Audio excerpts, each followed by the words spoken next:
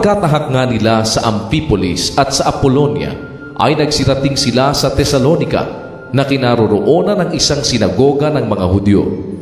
At si Pablo, ayon sa ugali niya, ay pumasok sa kanila at sa 3 Sabat ay nangatwiran sa kanila sa mga kasulatan na binubuksan at pinatunayan na kinakailangang si Kristo ay maghirap at muling mabuhay sa mga patay.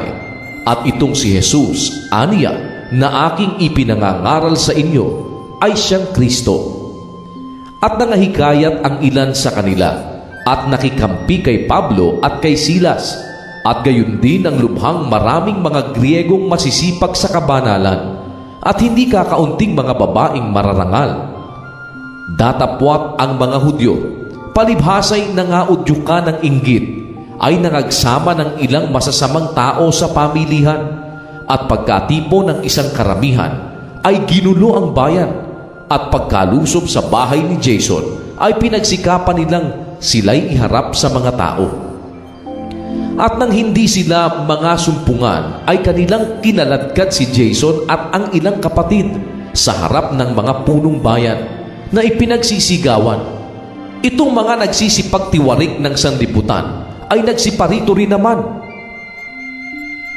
na tinanggap sila ni Jason, at ang lahat ng mga ito ay nagsisigawan ng laban sa mga utos ni Cesar na nagsasabing may ibang hari, si Jesus. At kanilang ginulo ang karamihan at ang mga punong bayan nang kanilang marinig ang mga bagay na ito. At nang matanggap na nila ang pinakaako kay Jason at sa mga iba, ay kanilang pinawalan sila.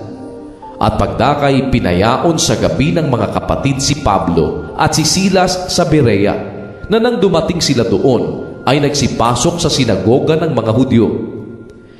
Ngayon, lalong naging mararangal ang mga ito kaysa mga taga-Tesalonica, sapagkat tinanggap nila ang salita ng buong pagsisikap at sinisiyasat sa araw-araw ang mga kasulatan, kung tunay nga ang mga bagay na ito. Kaya nga marami sa kanila ang mga nagsisampalataya, gayon din sa mga babaeng Griega na may mga kalagayang mahal, at sa mga lalaki ay hindi kakaunti. Datapwat ng maunawa ng mga Hudyong taga-Tesalonica na sa Berea ay ipinangangaral din ni Pablo ang salita ng Diyos, ay nagsiparoon din naman na ginulo at binagabag ang mga karamihan. At nang magkagayoy, pagdakay pinayao ng mga kapatid si Pablo na pumaroon hanggang sa dagat, at nangatira paroon si Silas at si Timoteo.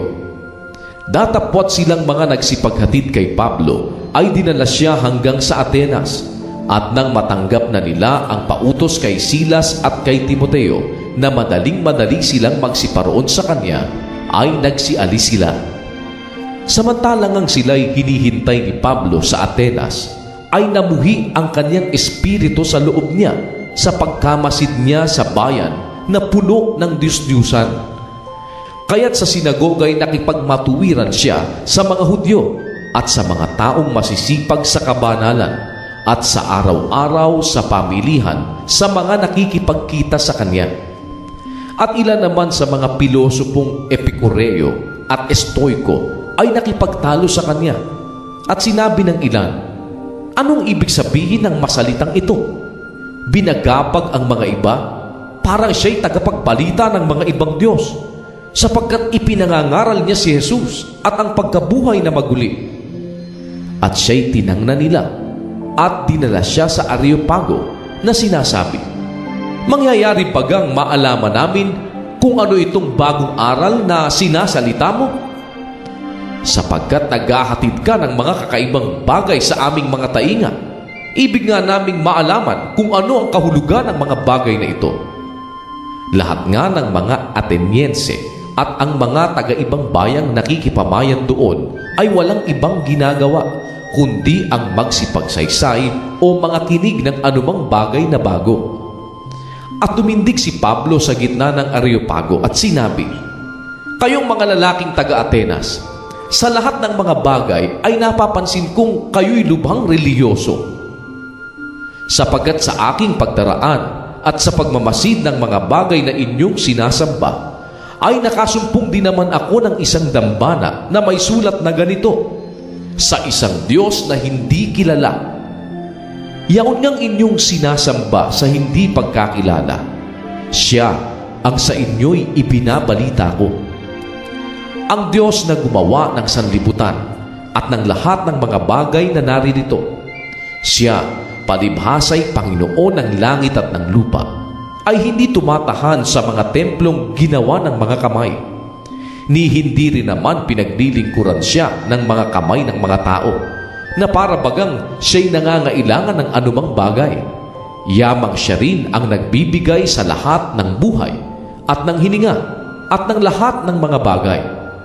At ginawa niya sa isa ang bawat bansa ng mga tao upang magsipanahan sa balat ng buong lupa, na itinakda ang kanilang talagang ayos ng mga kapanahunan at ang mga hangganan ng kanilang tahanan, upang kanilang hanapin ang Diyos, baka sakaling maapuhap nila siya at siya'y masumpungan, bagaman hindi siya malayo sa bawat isa sa atin, sapagkat sa Kaniya tayo'y nangabubuhay at nagsisikilos, at mayroon tayong pagkatao, na gaya naman ang sinabi ng ilan sa inyong sariling mga manunula, sapagkat tayo na may sa Kaniyang lahi. Yamang tayo nga'y lahi ng Diyos, ay hindi marapat nating isipin na ang pagka-Diyos ay katulad ng ginto o ng pilak o ng bato na inukit ng kabihasnan at katalinuhan ng tao. Ang mga panahon ng kahangalan ay pinalipas na nga ng Diyos. Datapot ngayoy ipinag-uutos niya sa mga tao na mangagsisi silang lahat sa lahat ng dako, sapagkat siya'y nagtakda ng isang araw na kanyang ipaghuhukom sa sanglibutan ayon sa katuwiran sa pamamagitan ng lalaking kanyang itinalaga, na ito'y pinatunayan niya sa lahat ng mga tao nang siya'y buhayin niyang maguli sa mga patay. At nang kanilang marinig ang tungkol sa pagkabuhay na maguli, ay nanglibak ang ilan. Datapwat sinabi ng mga iba, pakikinggan ka naming muli tungkol dito. Sa gayoy umalis si Pablo sa gitna nila. Datapwat nakisama sa kanya ang ilang mga tao at nagsisampalataya, na sa mga yaoy isa si Dionisio na Areopagita at ang isang babaeng nagngangalang Damaris at mga iba pang kasama nila.